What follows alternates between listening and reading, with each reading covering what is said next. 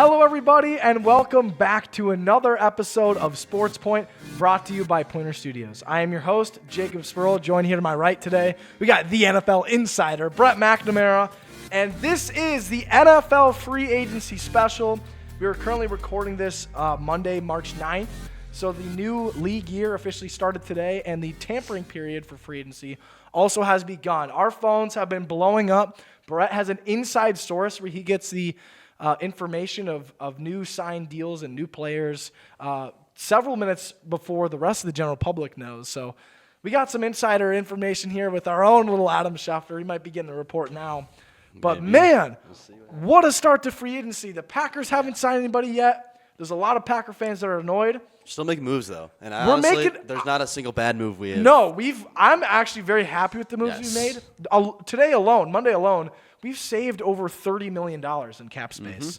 A lot of great stuff. We're going to cover the Packers first, but if you are interested in just the other giant NFL signings, we're going to get to those as well. So, yeah, we're just going to jump right into it.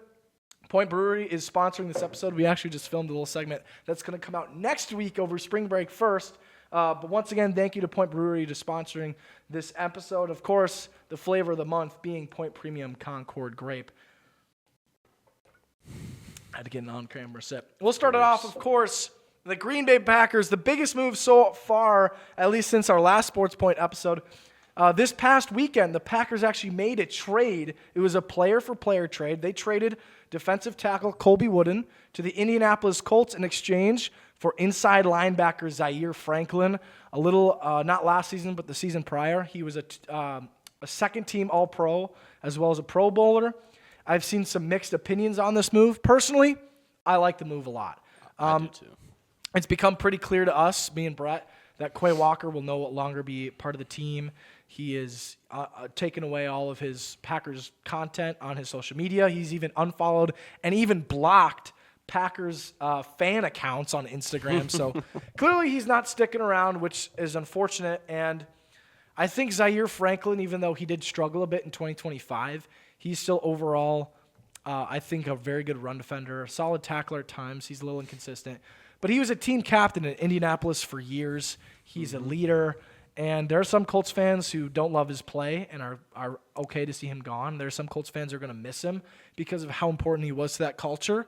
Personally, the Packers have been a young team for like 3 years in a row. We need a vet guy. And we need a vet, like Zaire Franklin. And honestly, I feel like Isaiah McDuffie and him will play off of each other very well. And also dabble in a little bit of Tyron Hopper as well. I like that. Yep. I think a lot of people are saying that I still, would like another guy in there. I just don't really see it from our standpoint that this is, I throw this in as a Zaire Franklin. I mean, it's a 2-year contract he's still got left, but I kind of put this in as a prove it year kind of thing. Yeah, or like sure. The same thing what the Brewers are doing at third base right now with Luis Renifo. Yep. It's kind of like a fill-in year, almost like you're not ready to make that jump for, that guy. And they could also draft a guy too, but at the same time, I mean, I honestly think this is a good pickup because at the end of the day, I personally don't think Colby would have made this roster going into next season. Well, yeah, I mean, that's the biggest loss of this is Colby Wooden is a fine player. He played up to his role nice in 2026. But at the end of the day, he was a depth piece on our defensive line. And right now we have like 3 defensive tackles. Devontae Wyatt, Warren Brinson, and Nazir Stackhouse if he makes the final cut in August.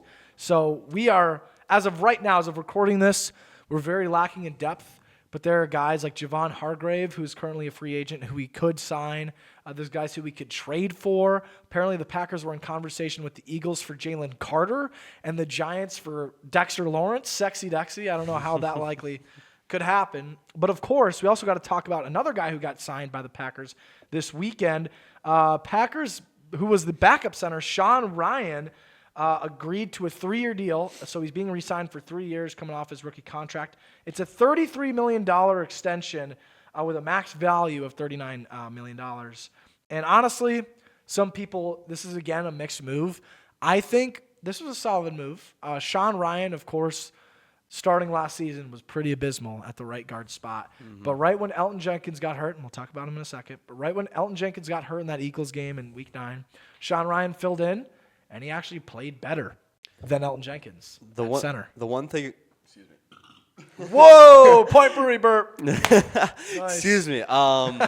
But one thing I do want to point out at that center position, I honestly do like this contract detail or the contract that we got him for Rhyan. I know it's $11 million a year over 3 years, but it kind of fills that space that it's been tough on the Packers for them to fill through the draft and them losing guys and just kind of having to do a rinse and repeat of that. So I kind of like, you have Rhyan that's already obviously been in the building before. So, to bring him back for a contract like that, I'm not too mad about. I do want to talk about Jacob Monk, though. I honestly thought that this guy was going to be our guy after Josh Myers. And it's pretty just blatantly simple that he's bad. He's a guy that's allergic to water touching his skin. Really? You didn't know that? I did not know that. He said that in his draft interview that he's allergic to water, and that got memed pretty hard. I remember when he got drafted. And then the only other Packers moves have been, for the most part, there's smaller moves like we re-signed Chris Brooks to a 2-year deal last week, which is nice. He's a very good pass blocking back.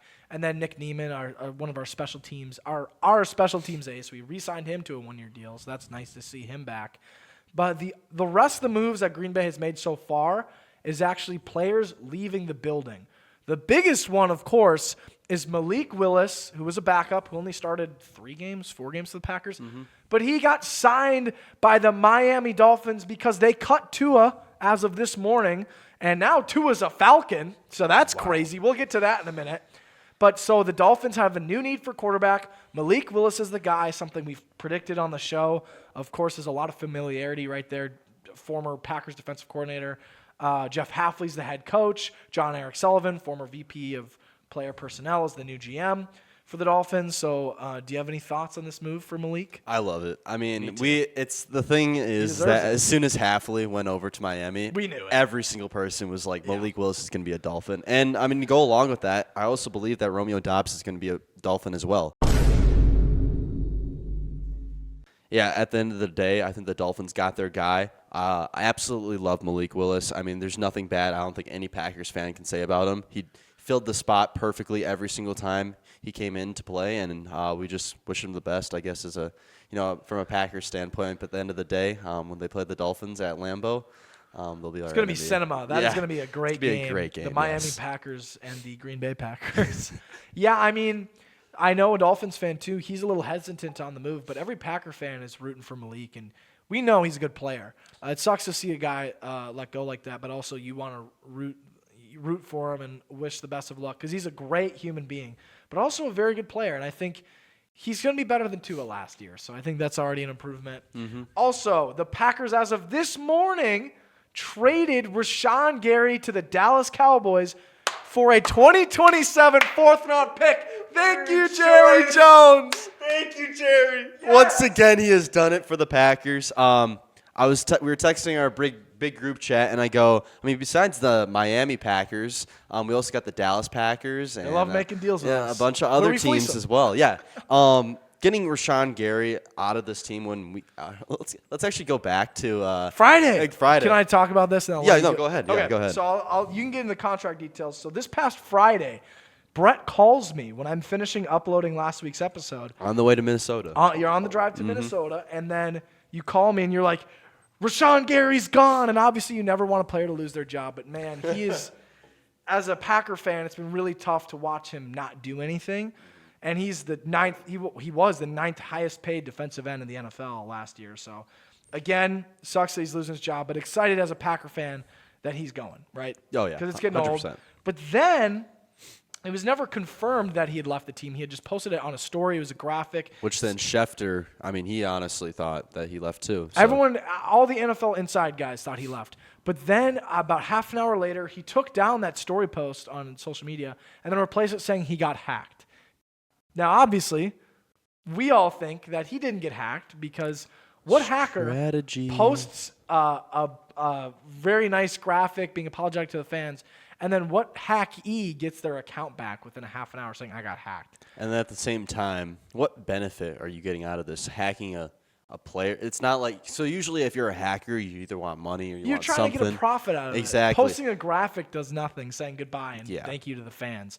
So that was obviously a bunch of baloney. We think it was Rashan Gary's people trying to get him to stay with the team. So we thought he was going to get cut, and somehow Rashan Gary got traded. We got a pick out of that. Sorry, now you can continue. Oh, no, you're good. But yeah, I mean, it's crazy that we thought he got cut, and then we're like, okay, is he actually going to stay now? Is it going to be a pay cut? But no, we traded him away to the Cowboys this morning, and originally Schefter got it wrong again. And it was the original report was that Rashan Gary was traded for a third-round draft pick, which it was a third-day pick. Third-day pick, Yeah. which ended up being a fourth-rounder in general. So Still a good at deal. the end of the day, I mean, yes, right now this could go either way for either team. But right now, looking at the standpoint of Rashan Gary, I feel like this is a win for the Packers.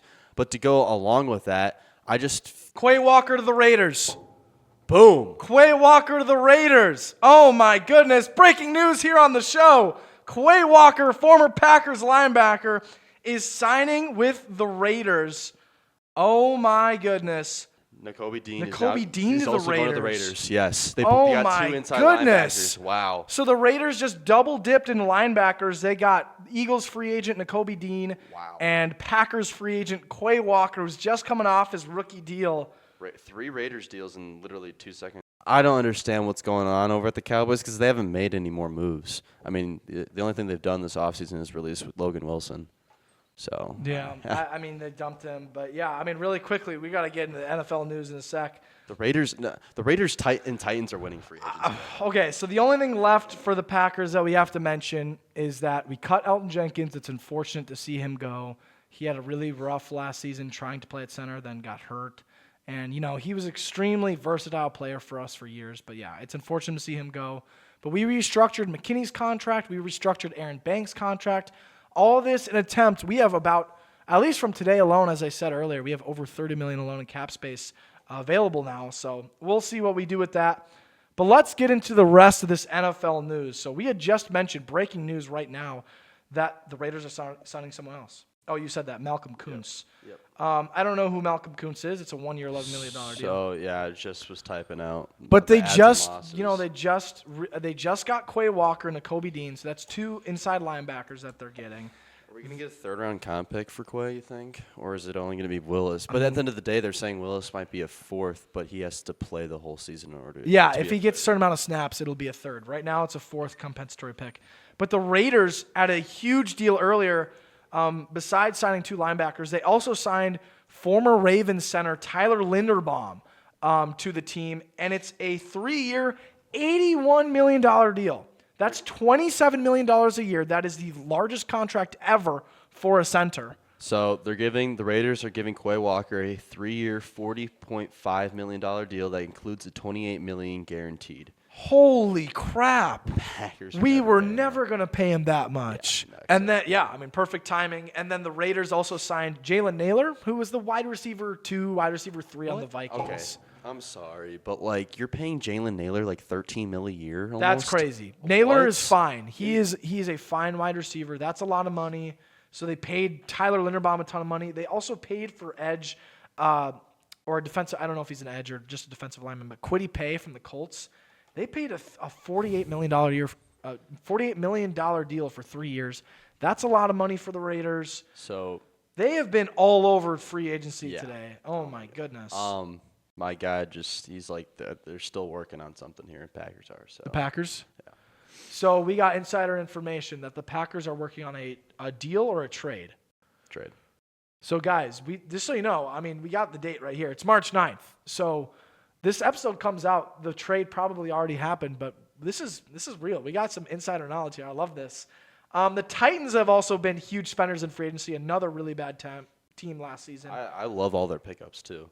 So they got Wan'Dale Robinson. The Titans got Wan'Dale Robinson, who was the leading receiver Very for underrated. the Giants last year. Definitely underrated.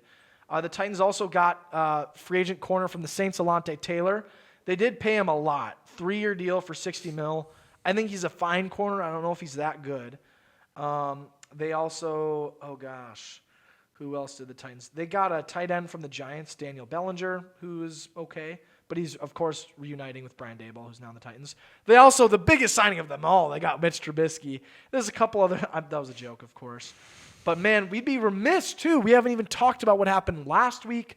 The Rams had traded a first-round pick to get Trent McDuffie. What did you find out? It's just funny because Quay makes so much sense for the Raiders, not just because of his personality.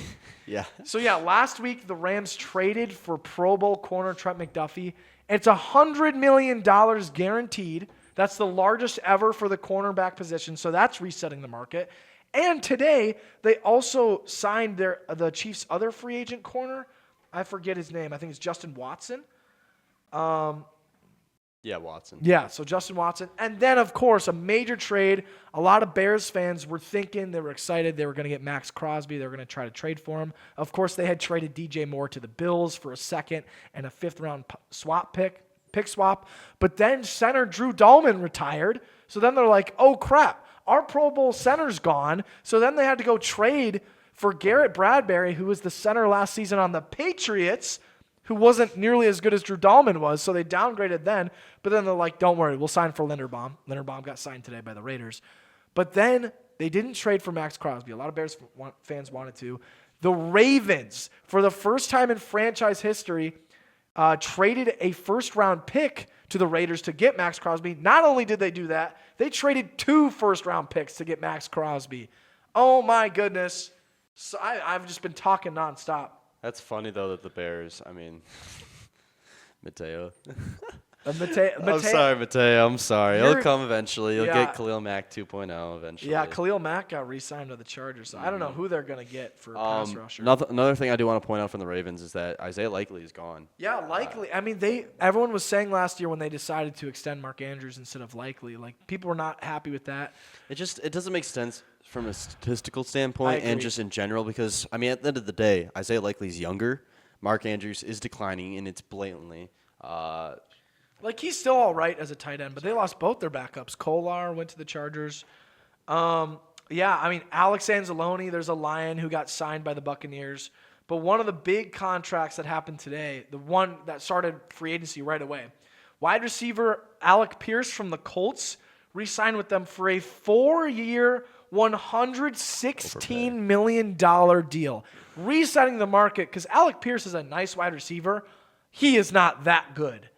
That is ridiculous. I think he's a wide receiver 2 on a lot of teams. I don't think he's a wide receiver 1 on a ton of teams. No, I don't think so either. I mean, yeah, he had a great season. I think he's kind of going up on the uprise. He's on the uprise. Yeah, for sure. And I feel like he's kind of – but at the end of the day, I feel like he's kind of around the same line as Wan'Dale Robinson because at the end of the day, I felt like he was overshadowed by Michael Pittman. But now with Michael Pittman getting traded to the Steelers. Now teaming up with DK Metcalf. I mean, this could pave the way for Alec Pierce to be a great player. But right now, he's just kind of in that good category for me where he can be great at some times. But I feel like what the Colts want from him is to be elite, and he's just not quite there yet. But I'm not saying he can't be. But right now, I feel like it's an overpay. It's definitely an overpay for Alec Pierce. Kenneth Walker was the other huge one today. You were right. My prediction is that Kenneth Walker will not go back to Seattle, and the Chiefs will not draft Jeremiah Love. I think the Chiefs are going to go all in on Kenneth Walker. Brett, you were exactly correct because that is exactly what happened. Super Bowl MVP for the Seattle Seahawks, formerly. Kenneth Walker, their running back, signed with the Chiefs. So they will not be drafting Jeremiah Love, most likely. But also the Saints, who were a draft candidate for Jeremiah Love, of course, the top running back prospect in this upcoming draft, because they signed free agent Etienne, Travis Etienne. Mm-hmm. So that was a big signing today, of course. Jalen Phillips got a monster contract with the Carolina Panthers. He signed, it was a deal for 4 years, $120 million, which I think is also a bit of an overpay. I think Jalen Phillips was a little disappointing to some Eagles fans when they traded for him last season. He was fine. His best game, though, was against the Packers, which was his first game as an Eagle. They're calling it a fifth rounder for Quay. For Quay? Fifth round compensatory to Green Bay. So we think the compensatory pick to Green Bay is a fifth rounder for Quay Walker signing elsewhere. We still don't know where Rasheed Walker's going because he's a free agent. I was just going to talk about that. And he was going to get signed. I'm trying to look at some other big ones. Of course, Tua getting cut this morning by the Dolphins and then signing a vet minimum deal of $1 million I was not expecting that. to the Falcons. That is guys, $100 million was the dead cap that the Dolphins have to slug through when they cut Tua this morning. So Tua's contract with the Dolphins that he signed a year ago, 2 years ago, is going to go down as one of the worst deals in modern NFL history, just to then get signed by a mere fraction of that. Where do we think that Kyler Murray's going to go then? I don't know. Because I really, one of my Minnesota. predictions, you think Minnesota? I think the Vikings. I honestly think that, before this all started, I thought it was going to be a Matthew Stafford and Jared Goff kind of trade with the Dolphins and Cardinals. I really thought that was a possibility. Huh. You kind of swap the guys, kind of similar play style a little bit to a. Obviously, he doesn't run the ball as much anymore due to his concussions. But that's true. Feeling Kyler's more of a. I don't know. I feel like he's still not a backup, but I feel like Minnesota. That's tough. If the Jets decide to move on from Fields, I could see them going that direction. Otherwise, I could see Jets, Vikings. If he does go back up, Houston. Because Stroud, I don't know. He looked pretty bad in the playoffs. They got Mills. Yeah. Long neck Mills. Yeah, but still, I don't know. Yeah.